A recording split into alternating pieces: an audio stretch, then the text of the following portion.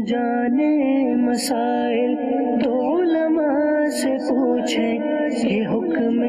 مبین ہم کو رب سے ملا ہے،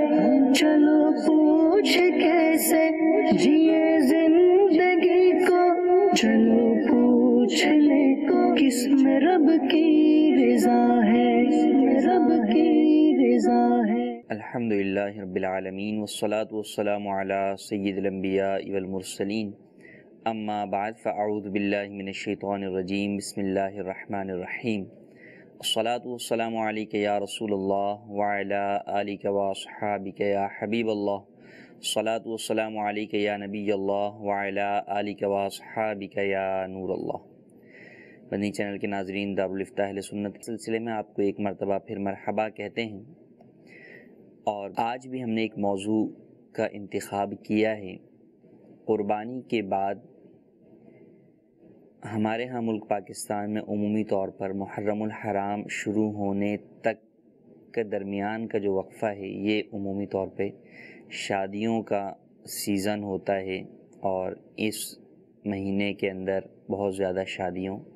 کا ایک رواج ہے، ایک نظام ہے۔ تو اس لیے ہم نے مناسب سمجھا کہ خاص طور پر شادی کے ان مسائل کے اوپر ڈسکشن کی جائے کہ جن کا تعلق بیرون ملک کے ساتھ ہے، کہ باہر لڑکا ہوتا ہے یا لڑکی ہوتی ہے، نکاح دوسری جگہ پر نکاح ہو رہا ہوتا ہے، دونوں کی جگہ تبدیل ہوتی ہیں، اور اس کے علاوہ دیگر اس سے متعلقہ مسائل پر ہم گفتگو کریں گے۔ ابتداءً درود پاک کی فضیلت، چنانچہ نبی رحمت شفیع امت صلی اللہ تعالی علیہ وآلہ وسلم کا فرمان عالی شان ہے، مجھ پر کثرت سے درود پاک پڑھو، کیونکہ بے شک مجھ پر درود پاک پڑھنا تمہارے لیے گناہوں کے لیے مغفرت ہے۔ صلو علی الحبیب صلی اللہ تعالی علی محمد صلی اللہ علیہ وآلہ وسلم۔ ایک بہت ہی کامن گفتگو کی جاتی ہے، بات کی جاتی ہے کہ جناب رشتے تو آسمانوں پر بنتے ہیں، جوڑے آسمانوں پر بنتے ہیں۔ اس کے بارے میں اکثر لوگ سوال بھی کرتے ہیں کہ اس بات کی کتنی حقیقت ہے، اور اس سے ہماری زندگیوں پر کیا فرق جو ہے وہ پڑ سکتا ہے۔ اگر کسی کی اچھی جگہ شادی نہیں ہوئی تو کیا اس کے اندر اس کا کوئی قصور ہے یا نہیں ہے، یا اچھی جگہ شادی کے لیے پھر کوشش کرنی چاہیے یا نہیں کرنی چاہیے۔ یہ تمام چیزیں اس گویا جملے سے جڑی ہوئی ہوتی ہیں کہ رشتے آسمان پر بنتے ہیں، جوڑے آسمان پر بنتے ہیں۔ اس کا جواب سب سے پہلے تو یہ بات ذہن نشین رہے کہ اللہ تبارک و تعالی ہمیشہ سے ہے اور ہمیشہ رہے گا، اور جس طرح اللہ تبارک و تعالی خود ہمیشہ سے ہے، اسی طرح اس کی صفات بھی ہمیشہ سے۔ اللہ تبارک و تعالی کی ایک صفت علم ہے، اور اللہ تبارک و تعالی کا علم وہ علم ہے کہ جس میں کوئی تبدیلی نہیں ہو سکتی۔ میں یا آپ تو کسی بات کے بارے میں اندازہ لگاتے ہیں کہ ہو سکتا ہے یہ کام کل ہوگا، اور ہو سکتا ہے کہ وہ ہو جائے یا نہ بھی ہو، لیکن اللہ تبارک و تعالی جانتا ہے کہ کل کیا ہونے والا ہے قیامت تک، اور اس کے بعد بھی ہر چیز کو رب تعالی جانتا ہے کہ کون سی چیز کب ہوگی، کیسے ہوگی۔ تو اللہ تبارک و تعالی نے اپنے علم ازلی سے یہ جانا کہ کب کیا ہونے والا ہے، کون کیا کرنے والا ہے۔ ان تمام چیزوں کو رب تعالی نے گویا کہ تقدیر میں مقدر فرما دیا۔ اب اگر کسی کا نکاح کسی سے ہونا ہے تو یہ بھی تقدیر کے اندر لکھا ہوا ہے، اور کسی کا فقط رشتہ ہو کر ٹوٹ جانا ہے، یہ بھی تقدیر میں لکھا ہوا ہے۔ یہ تمام باتیں تقدیر میں موجود ہیں۔ تو لہٰذا اس اعتبار سے کہ جوڑے آسمان پر بنتے ہیں، یعنی تقدیر میں لکھا ہوا ہے، اس اعتبار سے تو ٹھیک ہے، لیکن بہرحال تقدیر کے ساتھ ساتھ اسلام اپنے ماننے والوں کو تدبیر بھی اختیار کرنے کا حکم دیتا ہے۔ انسان تقدیر کی وجہ سے مجبور محض نہیں ہے کہ وہ کچھ کر ہی نہیں سکتا اور تقدیر نے اسے مجبور کر دیا، ایسا نہیں۔ اسلام نے اپنے ماننے والوں کو درست اور غلط دونوں راستے بتا دیے، اچھے اور برے کا فرق سمجھا دیا۔ اب بندہ ان میں سے جس راستے کو اختیار کرتا ہے، اس اختیار کے اوپر ہی گویا کہ اس کو جزا ملتی ہے یا سزا ملتی ہے۔ اچھا راستہ اختیار کرتا ہے تو جزا کا مستحق ہوتا ہے، برا راستہ اختیار کرتا ہے تو سزا کا مستحق ہوتا ہے۔ تو یہی معاملہ یہاں بھی ہے کہ اگرچہ تقدیر میں مقدر ہے، لیکن بہرحال اسلام نے بیان کر دیا کہ نکاح کس سے جائز ہے۔ مسلمان کا نکاح مسلمان سے ہی ہو سکتا ہے، اور غیر مسلم مشرک سے نکاح نہیں ہو سکتا۔ مسلمان عورت کا نکاح کسی غیر مسلم سے نہیں ہو سکتا۔ یوں ہی نکاح کرنے کے اندر بہت ساری باتیں احادیث طیبہ میں بیان کی گئیں۔ چنانچہ نبی کریم صلی اللہ تعالیٰ علیہ وآلہ وسلم نے ارشاد فرمایا کہ تقوی کے بعد مومن کے لیے نیک بیوی سے بہتر کوئی چیز نہیں۔ اسی طرح ایک اور حدیث پاک کے اندر ارشاد فرمایا کہ جسے 4 چیزیں ملیں اسے دنیا اور آخرت کی بھلائی ملی۔ نمبر 1 شکر گزار دل، نمبر 2 یاد خدا کرنے والی زبان، نمبر 3 صبر کرنے والا بدن، اور نمبر 4 ایسی بیوی جو کہ اپنے نفس اور شوہر کے مال میں گناہ میں پڑنے والی نہ ہو۔ اسی طرح احادیث طیبہ کے اندر کس طرح کی عورت سے نکاح کرنا چاہیے اس چیز کو بھی بیان کیا گیا۔ چنانچہ ارشاد فرمایا کہ عورت سے نکاح 4 باتوں کی وجہ سے کیا جاتا ہے: مال، حسب، جمال یعنی خوبصورتی، اور دین، اور پھر فرمایا دین والی کو ترجیح دے۔ تو اگرچہ رشتے اور جس سے نکاح ہونا ہے، جس سے شادی ہونی ہے، یہ بات تقدیر میں مقدر ہے، لیکن بہرحال جو ہمارے اختیار کے اندر ہے اس کو اختیار کریں گے کہ نیک عورت سے شادی کریں گے۔ تو ان تمام باتوں کو بہرحال اختیار کرنا اپنی جگہ ہے۔ دوسری بات یہ کہ اگر شادی ہو گئی، اب شادی کے بعد بنتی نہیں ہے یا اور پریشانیاں آتی ہیں، بیماریاں آتی ہیں، تو اس میں تقدیر کو کوسنا کہ جناب اس میں ہمارا کیا قصور ہے، یہ تو رشتہ ہی جو ہے وہ آسمان پر بنا تھا، یہ ہرگز درست نہیں ہے۔ ہم نے اسے اختیار کیا ہے تو لہٰذا اب اس کو بہتر طریقے سے چلانے کا اسلام نے ہمیں طریقہ بھی بیان کر دیا ہے۔ اب ہم پر یہ ضروری ہے کہ ہم اسے شریعت مطہرہ کے بیان کردہ طریقہ کار کے مطابق اس زندگی کو آگے گزاریں۔ تو لہٰذا خلاصہ کلام یہ نکلا کہ تقدیر کے اندر تو ضرور یہ بات مقدر ہے کہ کس کا نکاح کس سے ہونا ہے، لیکن اس کا یہ مطلب ہرگز نہیں کہ انسان تدبیر اختیار نہ کرے۔ نکاح شادی سے متعلق جو تدبیر اختیار کرنی ہے اور خاص کر جن چیزوں کا خیال رکھنے کا شریعت مطہرہ نے درس دیا ہے اس چیز کا ضرور خیال رکھا جائے۔ یوں ہی ایک اور مسئلہ جو خاص طور پر بیرون ملک سے متعلق ہے کہ لڑکا یا لڑکی میں سے کوئی ایک دوسرے ملک میں ہوتا ہے اور جبکہ دوسرا کسی علیحدہ ملک میں ہوتا ہے۔ اب نکاح کا معاملہ آتا ہے تو انٹرنیٹ پر، پہلے فون پر نکاح ہوا کرتے تھے، جب اور زیادہ ٹیکنالوجی نے ترقی کی تو اب انٹرنیٹ کے اوپر ہوتے ہیں، ویڈیو کالنگ کے ذریعے سے ہو رہے ہوتے ہیں، اور اس میں گویا کہ یہ سمجھا جاتا ہے کہ چونکہ ویڈیو کال میں سب ایک دوسرے کو دیکھ رہے ہیں لہٰذا یوں نکاح درست ہو جائے گا۔ حالانکہ شرعی اعتبار سے، فقہ حنفی کے اعتبار سے یہ ہرگز درست نہیں ہے، کیونکہ فقہ حنفی کے اعتبار سے ایجاب کرنے والا، جو نکاح کے اندر ایجاب و قبول کیا جاتا ہے، تو ایجاب کرنے والا اور قبول کرنے والا دونوں کا ایک مجلس میں ہونا ضروری ہے۔ یا تو دونوں ایک مجلس میں ہوں،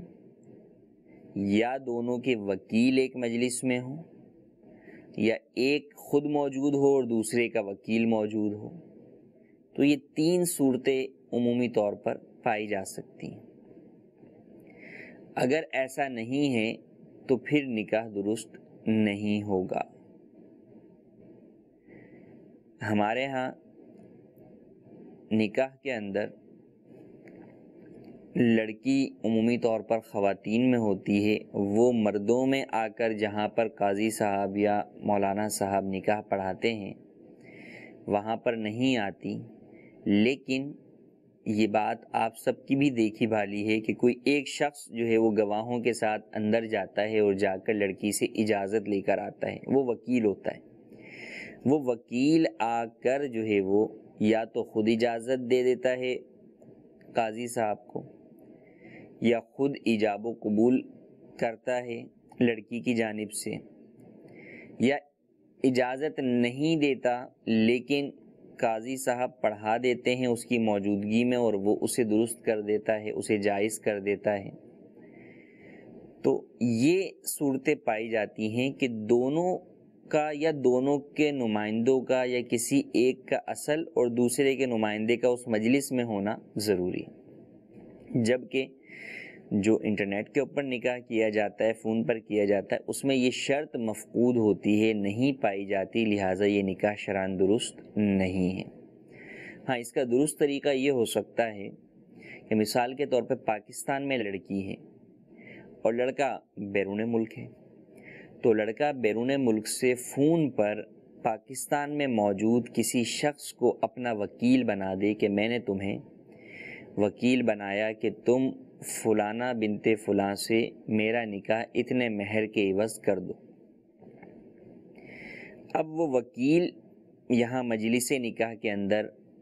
ایجاب و قبول کرے گا کہ میں نے اپنے موکل فلاں بن فلاں کا نکاح فلانا بنت فلاں سے اتنے حق مہر کے عوض کیا، اور آگے سے لڑکی یا لڑکی کا جو وکیل ہوگا وہ اسے قبول کرے گا، تو یوں نکاح ہو سکتا ہے۔ اب چاہے اس کارروائی کو جو ہے وہ لڑکا انٹرنیٹ کے اوپر دیکھتا بھی رہے، لیکن بہرحال جہاں پر نکاح ہو رہا ہے وہاں پر جہاں پر گواہ ہیں وہاں پر لڑکے یا لڑکی دونوں کا ہونا یا ان کے وکیلوں کا، نمائندوں کا ہونا، یا ایک اصل اور ایک نمائندے کا ہونا یہ ضروری ہے۔ اس بات کا خیال رکھنا بے حد ضروری ہے، ورنہ اگر فقط نیٹ کے اوپر ہی لڑکا یا لڑکی میں سے کوئی ڈائریکٹ ایجاب و قبول کرتا ہے تو یوں نکاح منعقد نہیں ہوگا۔ آئیے ہم چلتے ہیں آپ کے کالز کی طرف۔ جی کالز۔ السلام علیکم ورحمۃ اللہ وبرکاتہ۔ وعلیکم السلام ورحمۃ اللہ وبرکاتہ۔ مفتی صاحب، یہ ارشاد فرمائیے کہ ہمارے باب الاسلام سندھ میں بھی اور کئی جگہ پہ بھی رشتہ ہونے کے بعد جو ہے وہ یہ کہا جاتا ہے کہ بھئی آپ سے ہم 1 لاکھ یا 2 لاکھ روپے لیں گے۔ پھر یہ ہوتا ہے کہ اس ہمارے باب الاسلام میں یہ ہوتا ہے کہ 1 لاکھ اگر دیا تو اس 1 لاکھ کا پورا جہیز دیتے ہیں، جہیز سامان وغیرہ لے کر ان کو دے دیتے ہیں پورا کا پورا۔ تو یہ ارشاد فرمائے کہ یہ طریقہ درست ہے، جہیز کے نام پہ پیسے لیتے ہیں پھر پورا جہیز ان کو دیتے ہیں۔ اس میں یہ ہوتا ہے کہ بعض غریب بھی ہوتے ہیں جو نہیں شادی کروا سکتے اگر بچیوں کی، تو پھر یوں کرتے ہیں کہ ان لڑکے والوں سے پیسے لے کر جہیز کے نام پہ دے دیتے ہیں۔ اچھا، اس جہیز کے پیسے میں جو ملے ان میں سے اگر وہ لڑکی والے کچھ رکھنا چاہیں پیسے یا استعمال کرنا چاہیں اپنی ذات کے لیے تو وہ کر سکتے ہیں یا نہیں؟ نیز یہ طریقہ درست ہے یا نہیں؟ ارشاد فرما دیے۔ جنید رضا اتاری، باب المدینہ، کراچی۔ جی مزید کال۔ دارالفتہ اہل سنت میں مفتی صاحب کی بارگاہ میں یہ میرا سوال ہے کہ جس طرح قربانی ہو چکی تو اس کے بارے میں کچھ لوگ کہتے ہیں کہ قربانی کا جو گوشت ہے یہ محرم الحرام سے پہلے ختم کرنا چاہیے، پھر بعد میں یہ حرام ہو جاتا ہے۔ اور دوسرا سوال یہ ہے کہ دونوں میاں بیوی ہیں، سنا ہے کچھ لوگوں سے مثلا کہ جھوٹا پانی عورت کا مرد نہیں پی سکتا یا مرد کا پانی عورت نہیں استعمال کر سکتی، اس کے بارے میں مزید رہنمائی فرمائیں۔ جی مزید کال۔ مفتی صاحب آپ کی بارگاہ میرا یہ سوال ہے کہ ہمارا ایک دوست ہے، اس کے گھر کا جو باہر مین دروازہ ہے نا وہ ادھر ہے اپنا خانہ کعبہ کی طرف لہندی سائڈ کو، تو وہ کہہ رہا ہے کہ یہ ٹھیک نہیں ہوتا۔ اس کے بیٹے کو نا چھوٹا سا بیٹا تھا 5-6 سال کا، اس کو کینسر ہو گیا، وہ فوت ہو گیا، اور وہ کہتا ہے میرے گھر میں جب سے میں اس گھر میں آیا مجھے پریشانیاں رہتی ہیں، اور اکثر دوست مجھے کہہ رہے ہیں کہ تمہارے گھر کا دروازہ جو ہے نا وہ خانہ کعبہ کی طرف کو ادھر کو ہے، یہ ٹھیک نہیں ہوتا، اس کا دروازہ چینج کرو یا گھر ہی چینج کرو، تو اس کے لیے کوئی بہتر رہنمائی فرما دیں جناب۔ جی پہلا سوال ہمارے موضوع سے متعلق ہے، نکاح سے متعلق، شادی سے متعلق۔ لڑکی والوں کا لڑکے والوں سے مطالبہ کرنا پیسوں کا شادی کرنے کے لیے یہ جائز نہیں ہے، یوں ہی لڑکے والوں کا جہیز کا مطالبہ کرنا اس کی بھی ہرگز اجازت نہیں ہے۔ چاہے جہیز کے نام کے اوپر لڑکی والے مطالبہ کریں یا اور کسی نام کے اوپر مطالبہ کریں، اس کی اجازت نہیں ہے۔ ٹھیک ہے جہیز نہ دیں یا لڑکے والے راضی ہو جائیں اس بات کے اوپر کہ ہم جہیز جو ہے وہ نہیں لیتے، یہ ایک علیحدہ صورتیں ہیں۔ یا مطالبہ نہ کیا جائے، نہ صراحتاً ہو اور نہ ہی وہاں کا عرف یہ ہو کہ وہاں لینا دینا ضروری ہو، اور ویسے ہی لڑکے والے لڑکی والوں کی غربت کو دیکھتے ہوئے یا ویسے ان کے ساتھ ہمدردی اور خیرخواہی کے طور پر انہیں پیسے دے دیں کہ آپ کے اخراجات ہوں گے لہٰذا آپ جو ہے وہ ان پیسوں سے اخراجات کر لیجئے گا، تو یہ ایک علیحدہ بات ہے۔ لیکن بہرحال مطالبہ کرنا کہ ہم شادی اس وقت تک نہیں کریں گے جب تک کہ پیسے نہیں دیے جائیں گے، یہ جائز نہیں ہے، کیونکہ اولیاء کے اوپر جو ولی ہوتے ہیں، باپ، دادا، بھائی، چچا وغیرہ، یہ شرعی اصطلاح کے اندر ولی کہلاتے ہیں، ان کے اوپر لازم ہے کہ اپنی بیٹیوں کا، بہنوں کا یہ نکاح جہاں اچھی جگہ پر ملے وہاں پر کریں، تو ان پر شرعی اعتبار سے ہی یہ نکاح کرنا واجب ہے کہ چہ جائے کہ اس کے اندر ان کا اس نکاح کرنے کے عوض کچھ مطالبہ کرنا۔ اب اگرچہ بعضوں کے ذہن میں یہ بات آئے کہ فی زمانہ بغیر خرچے کے شادی نہیں ہوتی، لیکن وہ جو خرچے بنائے ہوئے ہیں وہ ہمارے معاشرے نے بنائے ہوئے ہیں۔ شرعی اعتبار سے نکاح کے اندر خرچہ کم از کم لڑکی والوں پر اس اعتبار سے کچھ نہیں ہے کہ نکاح ہے، فقط جہیز دینا کوئی لازم چیز نہیں ہے، تو لہٰذا یہ مطالبہ کرنا یہ ہرگز جائز نہیں ہے، اور نہ ہی اس مطالبے کے اوپر دینے کی اجازت ہوگی، تو اس چیز سے بچنا بے حد ضروری ہے۔ دوسرا سوال قربانی کے گوشت سے متعلق کہ قربانی کا گوشت کب تک رکھا جا سکتا ہے۔ مدنی چینل پر کئی سلسلوں کے اندر آپ یہ سن چکے ہوں گے کہ قربانی کے گوشت کو فریز کرنے اور اس کو کب تک استعمال کرنا طبی اعتبار سے فائدہ مند ہے اور کب نقصان دہ ہے، تو لہٰذا اس موضوع سے قطع نظر شرعی اور فقہی نقطہ نظر سے دیکھا جائے تو قربانی کا گوشت کی ذخیرہ کرنے کی یا رکھنے کی کوئی حد بندی نہیں ہے۔ محرم، سفر، جب تک بھی کوئی رکھے تو جائز ہے، اس میں کوئی حرج نہیں ہے۔ بعض لوگوں کا یہ سمجھنا کہ محرم سے پہلے اس کو ختم کرنا ضروری ہے، یہ ہرگز درست نہیں ہے۔ یوں ہی بعض یہ بھی سمجھتے ہیں کہ اس گوشت پر محرم کی فاتحہ نہیں دلائی جا سکتی، تو یہ بھی ہرگز درست نہیں ہے، اس کے اوپر محرم کی فاتحہ بھی دلائی جا سکتی ہے۔ انہی کا ایک سوال تھا کہ مرد و عورت میاں بیوی جھوٹا پانی پی سکتے ہیں یا نہیں؟ بالکل پی سکتے ہیں، اس میں کوئی حرج نہیں ہے۔ نبی کریم صلی اللہ تعالیٰ علیہ وآلہ وسلم سے ثابت ہے کہ آپ علیہ الصلاۃ والسلام جب کھانا تناول فرماتے اور جس جگہ سے آپ جو ہے وہ بوٹی ہڈی پر سے نوچتے، آپ جو ہے وہ اسے تناول فرماتے، اسی جگہ سے سیدہ عائشہ صدیقہ رضی اللہ تعالی عنہا کو کھانے کے لیے دیتے، اور اس حال میں کہ جبکہ سیدہ عائشہ صدیقہ رضی اللہ تعالی عنہا جو ہے وہ ماہواری سے ہوتی، تو وہاں پر کفار تھے، جو یہود تھے، ان کا یہ کانسیپٹ تھا، یہ نظریہ تھا کہ وہ ماہواری والی عورتوں کو دور رکھ دیتے تھے، ان کا کھانا پینا برتن سب الگ کر دیتے تھے۔ اسلام نے اس چیز کو منع کیا کہ ایسا نہیں ہے، ان کے ساتھ کھانا پینا، اٹھنا بیٹھنا سب جائز ہے، اور آپ علیہ الصلوۃ والسلام نے اپنے عمل کے ذریعے یہ چیز کر دکھائی۔ تو اس سے یہ بھی پتہ چلا کہ مرد و عورت کا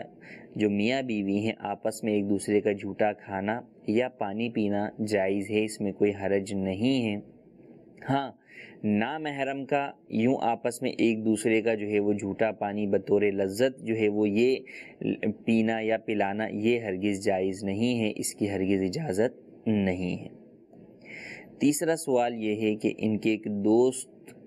کے گھر کا دروازہ جو ہے وہ قبلے کی جانب کھلتا ہے، قبلے کی جانب ہے، تو اس وجہ سے وہ اس طرح کے توہمات میں مبتلا ہیں اور لوگ بھی انہیں یہ کہہ رہے ہیں۔ تو یہ بات یاد رکھیے کہ اسلام بدشگونی نہیں ہے، اسلام بدشگونی کی مذمت کرتا ہے، اسلام نیک فعل لینے کا تو ضرور کہتا ہے لیکن بدشگونی نہیں کہتا، کیونکہ ایک مسلمان کا توکل اللہ تبارک و تعالیٰ کی ذات پر ہوتا ہے، وہ اس طرح کے توہمات میں مبتلا ہو کر رب کی ذات پہ سے بھروسہ نہیں کھو بیٹھتا۔ تو لہٰذا یہ سمجھنا کہ یہ دروازہ اس طرف ہونے سے ایسا ہے تو یہ کوئی جو ہے وہ ہرگز درست بات نہیں ہے، بلکہ کعبہ شریف کی طرف جو چیز ہوگی وہ تو اچھی چیز ہوگی، تو اس سے بری بات کہاں سے آ گئی؟ تو گھر کو منحوس سمجھنا، گھر کو جو ہے گھر سے بدشگونی لینا یا دروازے کو کسی خاص سمت میں ہونے کی جانب سے بدشگونی لینا یہ ہرگز جائز نہیں ہے۔ آپ اپنے دوست کو سمجھائیں کہ اس کے اوپر عمل کرنا بھی جائز نہیں ہوگا۔ بدشگونی کی وجہ سے دروازہ تبدیل کریں گے یا وہ گھر بیچیں گے تو یہ بدشگونی کی وجہ سے گناہگار ہوں گے، لہذا اس توہمات کو اپنے سے دور کر دیں، اس گھر کے اندر فاتحہ خوانی جو ہے وہ کروا لیں اور دعوت اسلامی کی مجلس روحانی علاج سے رابطہ کر کے آپ کوئی تعویذ یا وظیفہ وغیرہ لے لیجئے۔ انشاءاللہ اللہ تبارک و تعالیٰ ان کے جو مسائل ہیں، جو پریشانیاں انہیں درپیش ہیں، ان کے اندر آسانی فرمائے گا، اور بہرحال جو بھی مصیبتیں صبر ہیں، جو بھی مصیبتیں ہیں ان پر صبر کریں کہ مصیبت ہمارے گناہوں کا شاخسانہ ہوتی ہے، گناہوں کا نتیجہ ہوتی ہے۔ اب بہت سارے لوگ جو یہ کہنے والے ہوتے ہیں یہ بھول جاتے ہیں کہ ان ساری باتوں کی تو توجہ دلا رہے ہوتے ہیں دوست احباب رشتہ داروں کو، لیکن یہ بھول جاتے ہیں کہ سامنے والا نماز بھی پابندی سے پڑھتا ہے یا نہیں۔ تو اب اگر کوئی شخص نماز نہیں پڑھتا تو جو اصل نماز نہ پڑھنا نحوست ہے اس چیز کی طرف توجہ نہیں ہے اور فالتو چیزوں کی طرف توہمات میں مبتلا ہو رہے ہیں، تو لہٰذا نماز روزے کی پابندی کریں، گھر میں بھی گھر والوں کو بھی نماز کی پابندی کریں، خود بھی باجماعت مسجد میں نماز ادا کریں، اور دعوت اسلامی کے مدنی قافلے میں جو ہے وہ سفر کر لیجئے اور دعوت اسلامی کے مجلس روحانی علاج سے وظائف حاصل کر لیجئے۔ انشاءاللہ عز و جل اللہ تبارک و تعالیٰ نے چاہا تو آپ کی پریشانیاں دور ہو جائیں گی۔ ایک سوال ہمارے پاس میسج کے ذریعے سے آیا ہے کہ فارمی مرغی کا گوشت کھانا حلال ہے یا نہیں۔ فارمی مرغی بھی اگر شرعی طریقے سے ذبح کی جائے تو اس کا گوشت کھانا بھی جائز ہے، حلال ہے، اس میں کوئی حرج نہیں ہے۔ ایک سوال یہ ہے کہ کیا قربانی کے جانور کی اوجڑی کھانی چاہیے یا نہیں۔ قربانی کا جانور ہو یا کوئی بھی جانور ہو، عام جانور ہو، اوجڑی کھانا مکروہ تحریمی ہے، ناجائز اور گناہ ہے، اس کی ہرگز اجازت نہیں ہے۔ جی مزید کالز۔ محبوب جیلانی کاموں کی سے عرض کرتا ہوں جی، میرے مفتی صاحب سے یہ سوال ہے، نماز پڑھتے ہوئے اگر علم شریف پڑھ کے صورت نہیں ملائی اور رکوع میں چلا گیا ہے تو اب رکوع میں یاد آیا کیا واپس چلا جائے یا پھر اینڈ پہ سجدہ سہو کر دے؟ یہ مسئلہ میں نے پوچھنا ہے جی مزید کال۔ عبد الوحید قادری عارف والا سے بات کر رہا ہوں۔ میرا یہ سوال ہے کہ امام جو ہوتا ہے وہ اعلان کرتا ہے نماز سے پہلے کہ 15 یا 15 سال سے کم عمر کے بچے پچھلی صفوں میں تشریف لے جائیں، تو آج کل بالغ جو ہیں 12 سال 13 سال میں ہو جاتے ہیں، تو کیا بالغ کو دیکھنا ہے یا 15 اس کی عمر کو دیکھنا ہے؟ اس کے بارے میں ارشاد فرما دیں۔ جی مزید کال۔ میں زاہد اقبال ہرون آباد سے بات کر رہا ہوں جی، میرے دو سوال ہیں۔ ایک تو یہ ہے کہ عصر اور عشاء کی جو غیر موقع سنتیں ہوتی ہیں ان میں پہلے قاعدے میں التحیات کے بعد درود شریف اور دعا بھی پڑھی جاتی ہے، کیا یہ پڑھنا ٹھیک صحیح ہے یا غلط ہے؟ دوسرا سوال یہ ہے کہ مسجد میں داخل ہونے کی دعا یا باہر نکلنے کی دعا مسجد کے دروازے پر پڑھنی چاہیے یا تھوڑا سا آگے جہاں سے مسجد شروع ہوتی ہے اصل مسجد وہاں پڑھنی چاہیے، درمیان میں دروازے کے تھوڑا سا آگے جوتوں کی جگہ یا ویسے خالی جگہ ہوتی ہے؟ تو مہربانی کر کے رہنمائی فرما دیں۔ جی مسجد کی دعا، پہلا سوال ہمارے پاس یہ ہے کہ سورہ فاتحہ کے بعد سورت نہ ملائی۔ فرضوں کی پہلی 2 رکعتوں کے اندر اور بقیہ نوافل اور سنتیں اور وتر کی تمام رکعتوں کے اندر سورہ فاتحہ کے ساتھ سورت ملانا واجب ہے۔ اب اگر کسی نے نہیں ملائی اور رکوع میں چلا گیا تو اب اگر اسے یاد آ گیا تو حکم یہ ہے کہ لوٹ آئے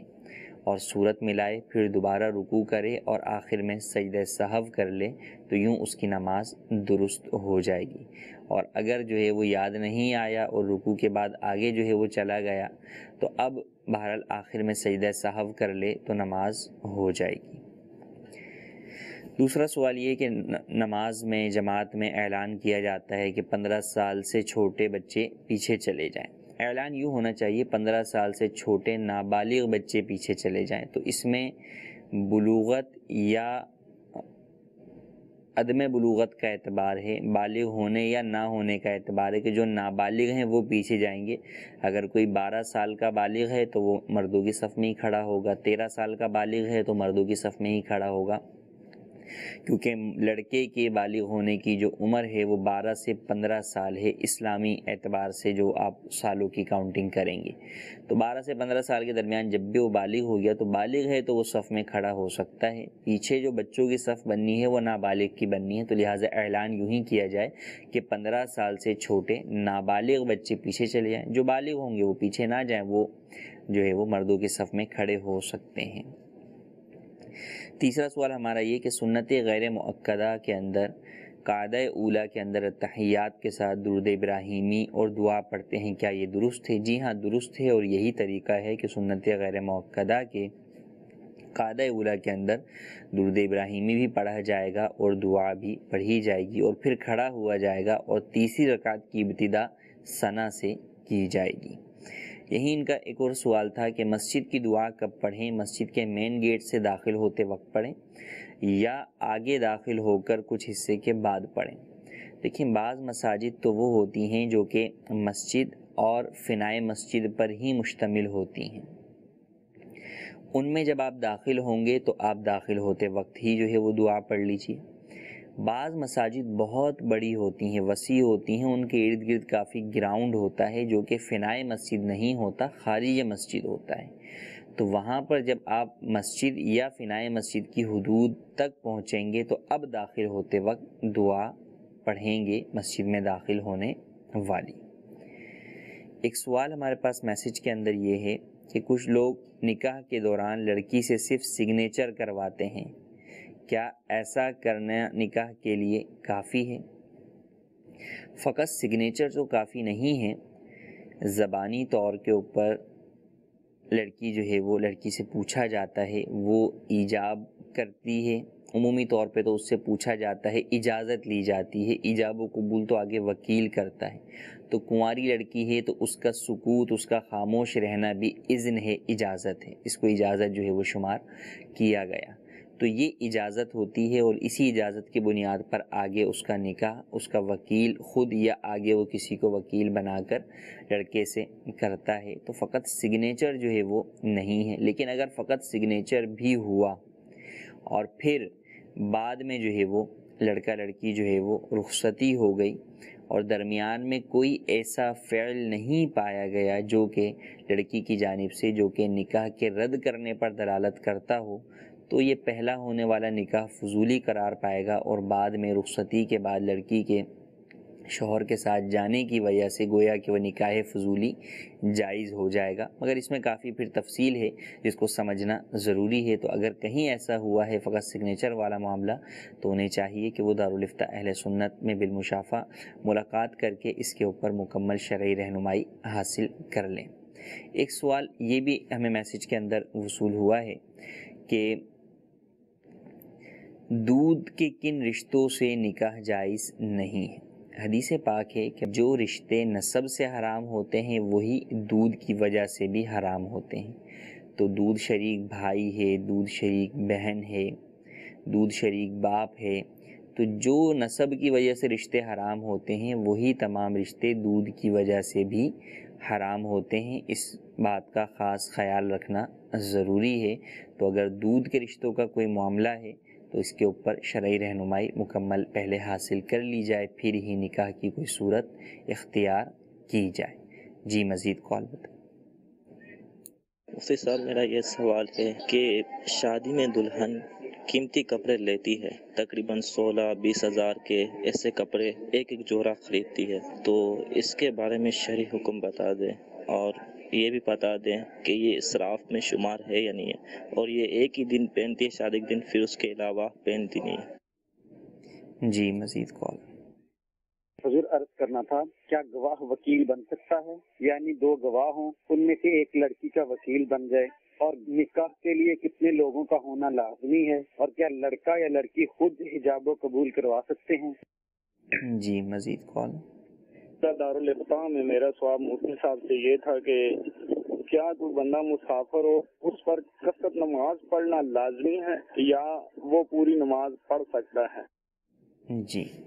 پہلا سوال یہ کہ شرارہ وغیرہ اس طرح قیمتی جوڑے جو ہے وہ پہنے جاتے ہیں شادی کے لیے، تو کیا یہ اسراف میں ہے؟ آپ نے تو 15-20 ہزار کی بات کی، فی زمانہ لاکھوں کے اندر بھی یہ جوڑے جو ہے وہ بنتے ہیں، تو شرعی اعتبار سے یوں اس کو اسراف تو نہیں کہا جا سکتا،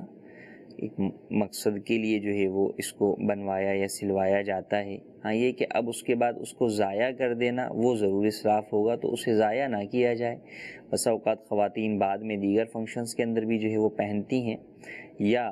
اگر چاہیں تو کسی اور کو جو ہے وہ صدقہ کر دیں کہ کسی غریب کی جو ہے وہ شادی کے اندر استعمال ہو سکتا ہے، تو یہ زیادہ بہتر ہے، لیکن بہرحال اس کو یوں اسراف نہیں کہہ سکتے۔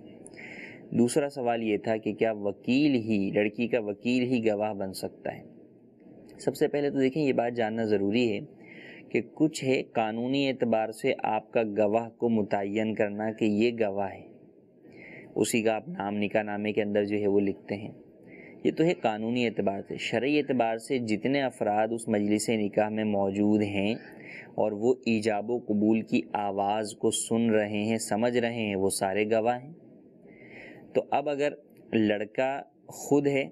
اور لڑکی کی جانب سے جو ہے وہ وکیل ہے، تو اب ان لڑکے اور لڑکی کے وکیل کے علاوہ 2 گواہ ہونا ضروری ہیں، وہ قاضی صاحب بھی ہو سکتے ہیں۔ اگر لڑکا وکیل خود ایجاب و قبول کرتا ہے لڑکے سے، تو قاضی صاحب اور کوئی اور گواہ ہو تو یوں نکاح جو ہے وہ منعقد ہو جائے گا۔ اور اگر قاضی صاحب جو ہے وہ ایجاب و قبول کر رہے ہیں لڑکے کے ساتھ، عمومی طور پہ ہمارے ہاں ایسا ہی ہوتا ہے کہ قاضی ایجاب و قبول کرتا ہے، تو پھر اب یہ وکیل جو ہے یہ بھی گواہ جو ہے وہ بن سکتا ہے۔ لیکن یہ فقہی اعتبار سے میں آپ کو عرض کر رہا ہوں، قانونی اعتبار سے گواہ وکیل گواہ بھی بن سکتا ہے کہ جس کا نام وکیل کے کالم میں ہو اسی کا گواہ کے کالم میں بھی آئے، یہ قانونی معاملہ قانونی اعتبار سے ڈسکس کیا جا سکتا ہے، لیکن یہ شرعی اعتبار سے آپ کو میں نے بیان کیا۔ دوسرا آپ کا یہ سوال تھا کہ کیا